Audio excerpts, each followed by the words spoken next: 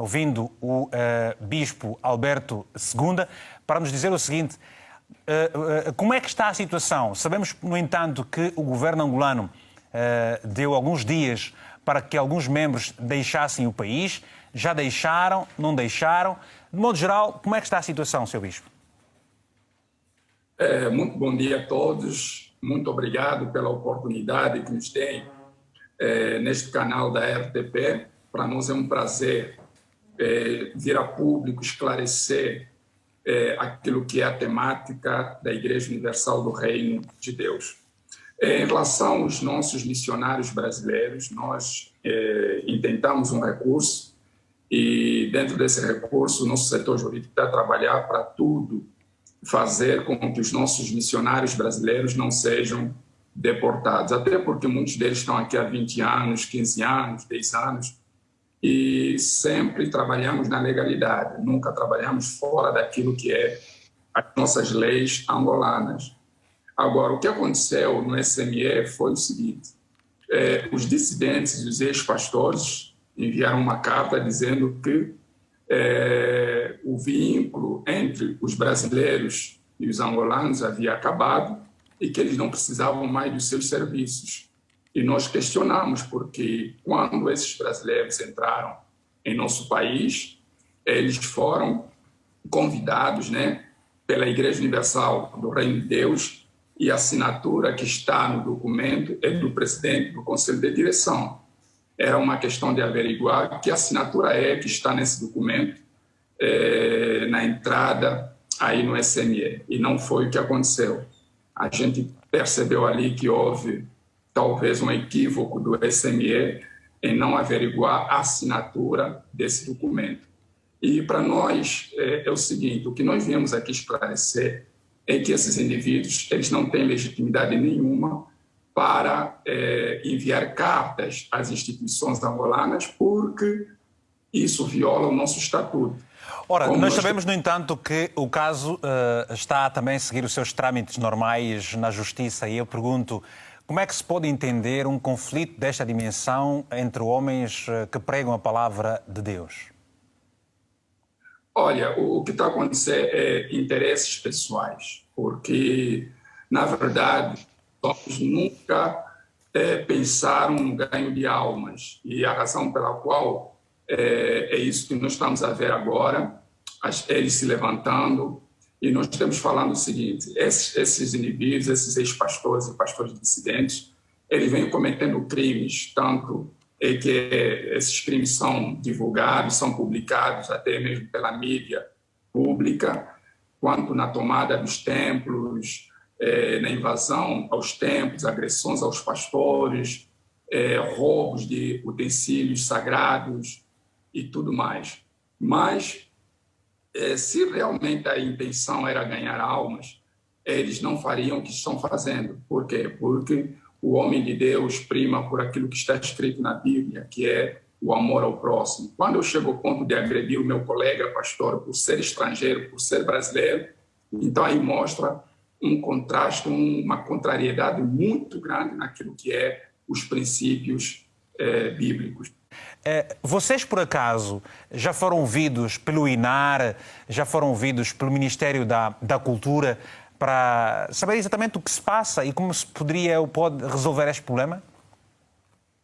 Olha, é isso que nos estranha, Desde quando começou esse conflito, em 2019, propriamente em novembro, nós temos feito vários pedidos, aos órgãos do nosso Estado, do nosso governo, propriamente no Ministério da Cultura e também no INAR. Enviamos várias cartas a pedido de audiência e, estranhamente, nunca fomos ouvidos, nunca fomos recebidos, não recebemos nenhuma resposta, e é isso que talvez tem desencadeado esses problemas todos. Porque se o Ministério da Cultura e o INAR tivessem ouvido, tivessem recebido os bispos e os pastores da Igreja Universal, talvez até a ideia de que há duas alas, a ala brasileira, a ala angolana, não existiria. Porque o que existe, na verdade, é um grupo de pessoas que querem dar um golpe na igreja, querem tomar a direção da igreja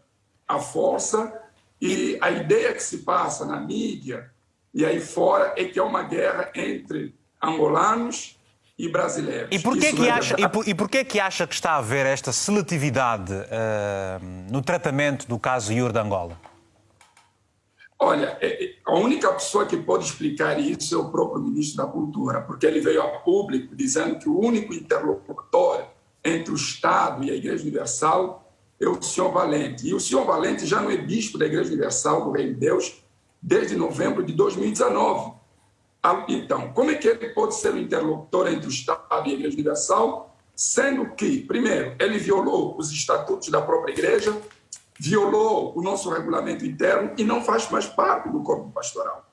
Então, eu acredito que o ministro da Cultura, o diretor do INAR, esses que se posicionaram de uma forma parcial, eles têm algo a dizer a esse respeito. Só para dizer que todas as quintas-feiras nós temos tido orientação, reunião com o nosso líder mundial, e essa questão chegou onde chegou porque os dissidentes e ex-pastores nunca quiseram diálogo, nunca quiseram conversar. Tanto é que quando se levantou esse problema, aqui na pessoa do bispo Norito Gonçalves, eles foram chamados para conversar, mas eles não quiseram conversar, dizendo que eles estavam criando uma ruptura entre a liderança brasileira e que não queriam conversa. Então, como é que o bispo vai resolver o problema com alguém que está se desligando? Eles se desligaram, disseram que não queriam nada com o bispo Edir Macedo. Nós temos tido reunião todas as quintas-feiras, todas as semanas. O bispo passa a palavra, orienta os pastores, os bispos. A esse respeito, graças a Deus, não há nenhum problema. Olha, isso são acusações que a igreja está sofrendo, né? Não só acusações, mas condenação. Tem que se provar, tem que se provar. Você vem e acusa, você tem que provar.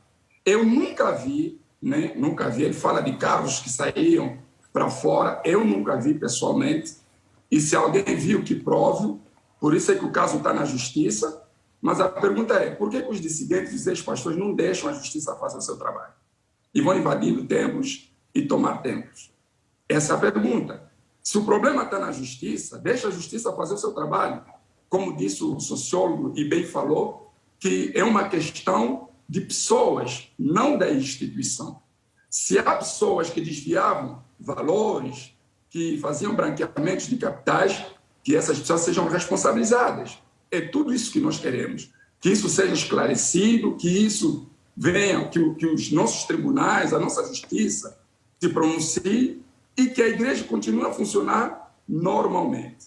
Essa é a nossa visão e nós cremos que a justiça vai fazer o seu trabalho. Está bem. O que nos pode dizer é tudo relativamente a dinheiros? É tudo por causa da diferença de condições entre pastores angolanos e brasileiros? O que é que nos pode dizer relativamente às opiniões que acabou de ouvir também? Olha, o que eu tenho a dizer a esse respeito, isso é uma narrativa para justificar os crimes que eles vêm cometendo. Primeiro, nós somos quase 500... Eles quem? Pastores brasileiros ou angolanos? Não, só falamos dissidentes e os ex-pastores. Os dissidentes e os ex-pastores. É uma narrativa que eles criaram para justificar os seus crimes de invasões, tomadas de templos, agressões e por aí fora. Nós somos mais de 400 pastores angolanos. E os brasileiros aqui em Angola são mais ou menos uns 60 e poucos casais. Não é possível um grosso, né, daquilo que representa o patrimônio da igreja está concentrado em 60 e poucos pastores. Isso não é verdade. É bem verdade que nós temos condomínios e nesses condomínios, a maioria que vivem nesses condomínios são todos pastores angolanos. Eu sou angolano, eu vivo nesse condomínio, temos muitos pastores e bispos angolanos que vivem nesse condomínio. E também para dizer o seguinte, esses homens que hoje se levantaram contra a direção da Igreja Universal, outrora eram eles os presidentes do Conselho de Direção, eles estavam no topo da igreja. Por que só agora levantar essa questão? Enquanto eles estavam no topo, eles calaram-se.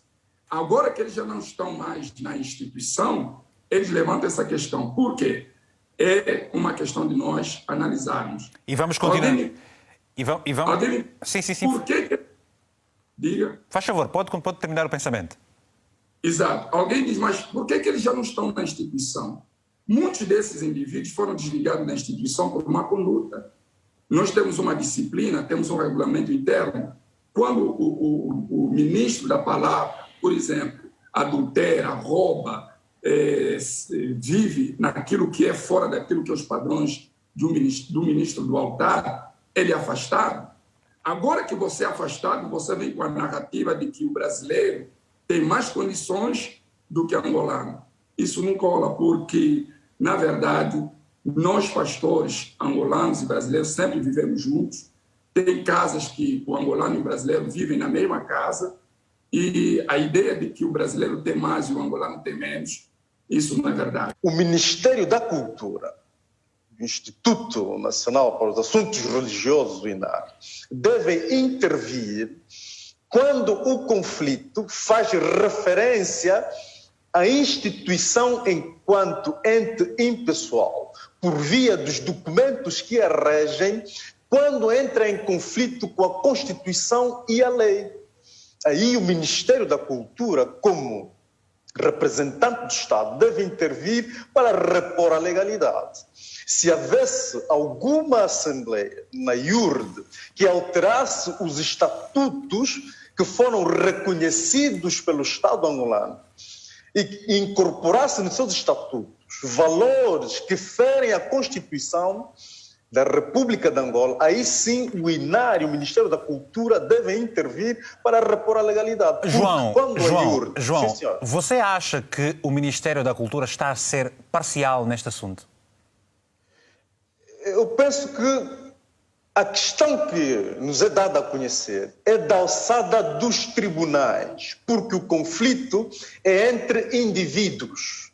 O Ministério da Cultura e o INAR intervêm neste processo quando for um conflito entre instituições. Portanto, não é possível, repare, ilustre Vítor Hugo, que nós estamos a falar agora de património que pertence a uma igreja reconhecida pelo Estado. Este património está a ser passado agora para uma das supostas alas.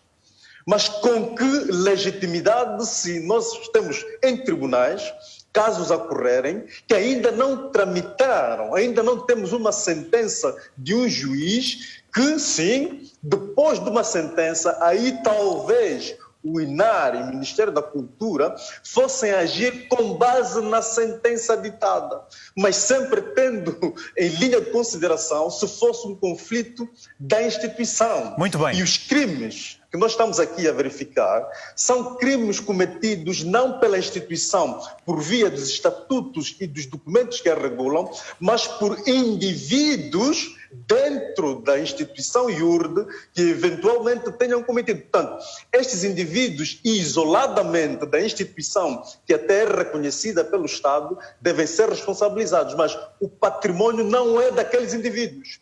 O património é da Igreja enquanto ente social reconhecido dentro do território de Angola. Só para lembrar que está-se a falar muito aqui na questão da cultura e para além de que eu tenho aqui uma nota muito interessante do Castro Maria, de 2015, que eu acho que define... Por altura, deputado da Assembleia Nacional, não é? Hoje ele é o responsável pelo INAR. Exatamente, e ele vai, no fim de uma visita, no meio daquele conflito que a IURD vivia com a justiça e com as mortes do dia do fim, o deputado Castro Maria, no fim de uma visita parlamentar à IURD, diz que ela continua a desempenhar um papel importante na vida das comunidades, na transformação das mentes, na expansão do Evangelho e, sobretudo, em ajudar o governo ali onde é necessário para a satisfação do bem-estar social da população. É uma pena, 2015. É uma pena que Castro Maria não atendeu os meus telefonemas para responder a esta pergunta. Quanto mais não seja para sabermos exatamente o que é que mudou em menos de 10 anos, neste seu ponto de vista. Como é que fica, na verdade, a moral da Igreja num conflito como este? Qual é a visão dos crentes quando, num lugar onde, à partida, os ânimos deviam estar sempre amainados, onde a palavra de Deus deveria reforçar a crença, como é que fica De que forma é que os crentes olham para a Igreja Universal neste preciso momento, independentemente da ala que estejam a defender? Olha, a Igreja em si, ela continua forte, ela continua firme, até porque, como cristão, nós sabemos que vamos atravessar momentos de lutas. O próprio Senhor Jesus já nos alertou sobre isso, que sofreríamos injustiças, perseguições, mas que teríamos bom ânimo. Assim como Jesus venceu, nós vamos também vencer.